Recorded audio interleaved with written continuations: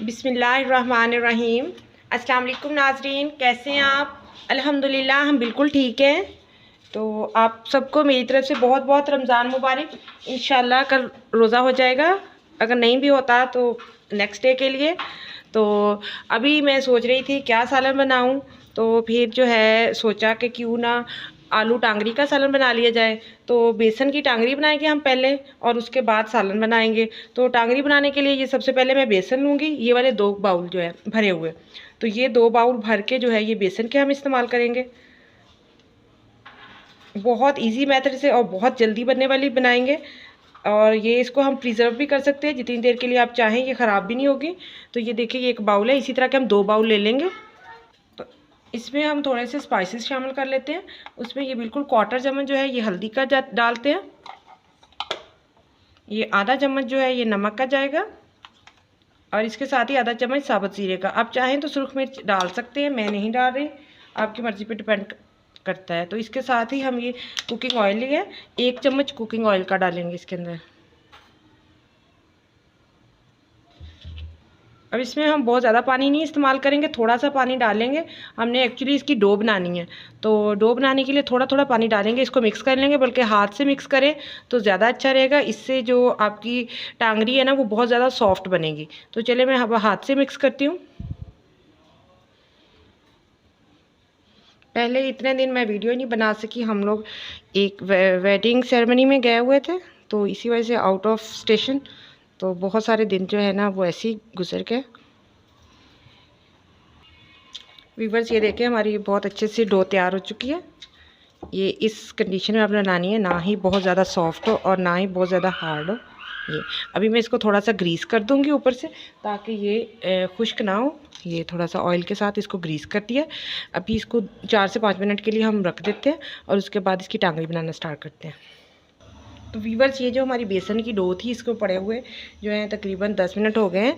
तो अभी ऐसा है कि थोड़ा सा एक बाउल में थोड़ा सा कुकिंग ऑयल ले लिया और इसको थोड़ा सा लेके हाथों को ग्रीस कर लेंगे। ऐसे लगाने के बाद इसमें से हम थोड़ा सा लेंगे और इसकी ऐसे जो है ना ये हम टांगरी बना लेंगे।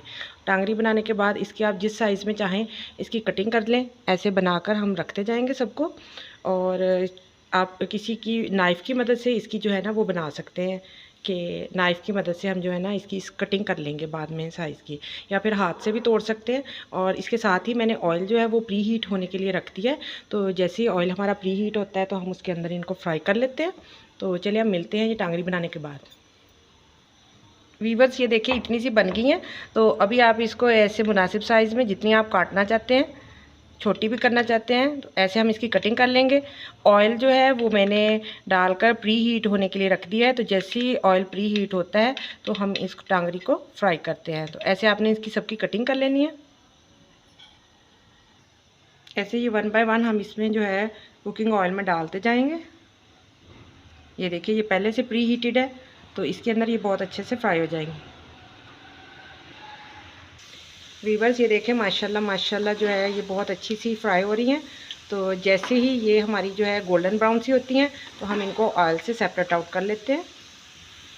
वीवर्स ये देखें माशाल्लाह से गोल्डन ब्राउन हो चुकी हैं। तो अभी हम इसको ऐसे करते हैं कि ये छान लेते हैं। इसी तरह हम सारी की सारी टांगरी जो है उसको फ्राई कर लेंगे। वीवर्स ये देखें माशाल्लाह माशाल्लाह हमारी कैसे कुरकुरी सी ये हमारी जो है टांगरी ये तैयार हो चुकी है। इसको आप आसानी से प्रिजर्व कर सकते हैं, किसी भी एयर टाइट जार में डालकर रख लें और जितनी बनाना चाहें वो सालन बना लें। तो चलिए अब हम सालन बनाना स्टार्ट करते हैं। तो वीवर्स अब सालन बनाना स्टार्ट करते हैं। तो उसके लिए ये मैंने 1 कप ऑयल ले लिया, फ्लेम ऑन कर दिया, ऑयल गर्म हो चुका है। बल्कि ये मैंने ऑयल उसी में से ले लिया जिसमें हमने टांगरी जो है वो फ्राई की थी। और इसमें ये जो है 1 चम्मच के इक्वल जो है अदरक लहसुन का पेस्ट है। सबसे पहले ये डाल देंगे, इसको हल्का सा फ्राई करेंगे। ये अदरक लहसुन का पेस्ट फ्राई हो गया तो इसके अंदर ये प्याज, एक मीडियम साइज़ की प्याज थी, इसको बारीक चॉप कर लिया, ये डाल देते हैं। व्यूअर्स ये देखिए हमारा जो प्याज है ये अच्छे से फ्राई हो चुका है, लाइट गोल्डन सा हो चुका है।